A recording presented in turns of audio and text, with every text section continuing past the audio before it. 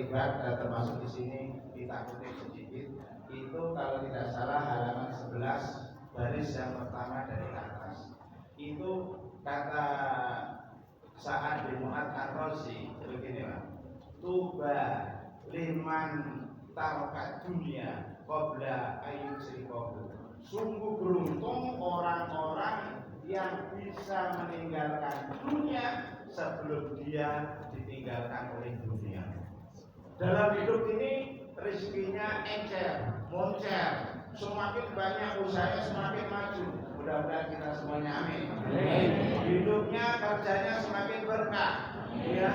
Dikasih rezeki semakin banyak, yang berkarir Allah tingkatkan karir dan kualitas pengabdiannya, pangkat dan jabatannya. Yang punya keturunan jadikan anak-anaknya yang hebat, yang sukses. Tapi ya Allah, tapi dia ingat bahwa Allah itu tetap nomor satu. Yang lain titipan Allah. Itu berarti dia meninggalkan dunia sebelum dia ditinggalkan oleh dunia. Terusannya apa? Sungguh beruntung tuba liman bana qabrahu qabla ayyusrikahu. Sungguh beruntung orang-orang yang masih hidup tapi dia membangun kuburnya. Dia punya usahanya di jalan Allah. Dia punya rezekinya ini merupakan dititipkan ke masjid, dititipkan ke anak yatim, dititipkan ke Palestina, sehingga rezekinya untuk jangka panjang bukan jangka pendek. Kemudian dia ngaji kayak saya, kita ngaji seperti ini, barang-barang seperti ini, berarti kita dalam hidup ini membangun kubur kita sebelum kita masuk ke dalam. Senang nggak? Senang nggak? Duduk kita, ikhtikaf kita ini ditulis oleh Allah seperti kita membangun kubur kita. Mudah-mudahan semuanya kubur kita dan orang-orang tua kita, para pendahulu kita dilapangkan kuburnya, diberikan kuburnya, diberikan kenikmatan oleh Allah Subhanahu wa taala. Amin ya rabbal alamin. Yang terakhir, tuba liman radiya rabbahu qabla ayyaqau. Sungguh beruntung orang-orang yang masih hidup, tapi Allah udah demen, Allah udah seneng sama kita sebelum kita ketemu Allah. Amin ya rabbal, amin ya rabbal. Nah, jamaah yang dimuliakan oleh Allah, oleh karena itulah kita dalam hidup ini harus paham tentang 5 hal yang kita memang punya rencana, tetapi hak prerogatif yang menentukan itu adalah Allah. Boleh kita punya segalanya di dunia ini, tapi kita harus ingat 5 hal ini. Yuk kita baca, mudah-mudahan dapat berkahnya.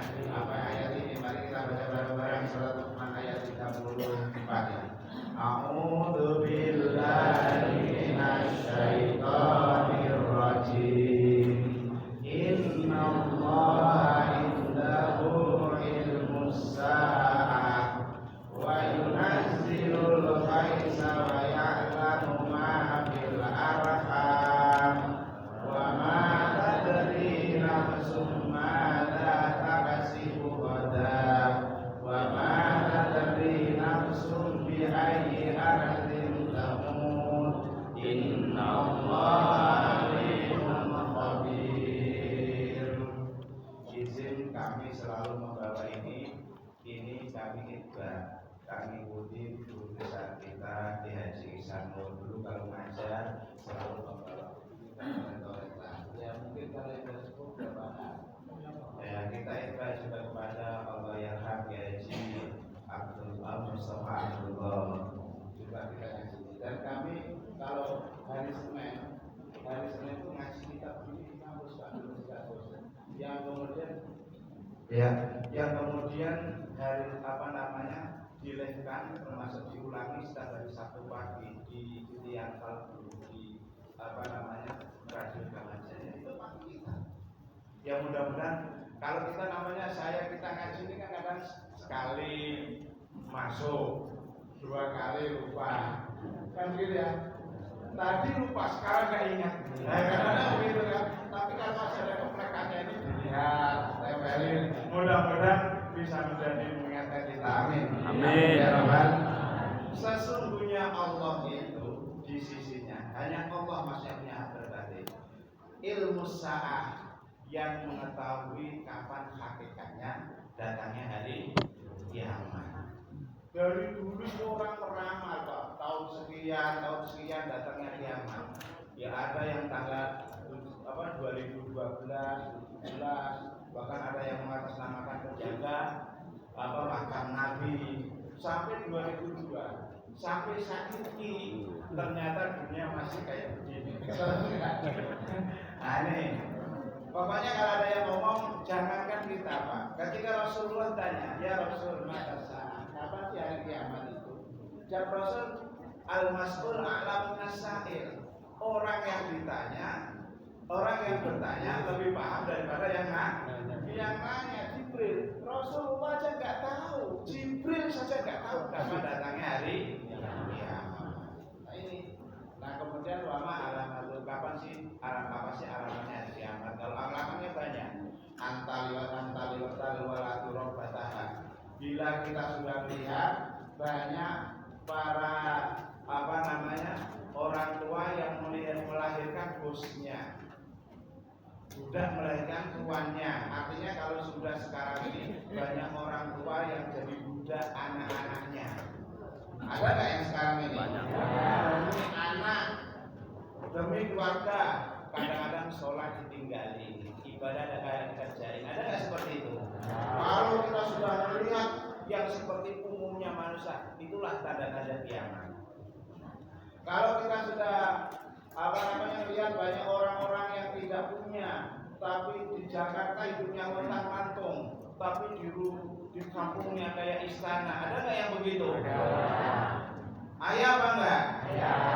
Ya Allah, itu termasuk tandanya hari dan lain sebagainya. Nah selanjutnya apa? Wa ya'lamu ma fil arham, dan hanya Allah yang mengetahui apa yang ada dalam rahim itu. Loh, orang zaman sekarang itu, orang tua dulu itu kalau hamil perutnya lonjong, itu berarti perempuan. Enggak loh. Kalau perutnya bulat ya, itu berarti laki-laki.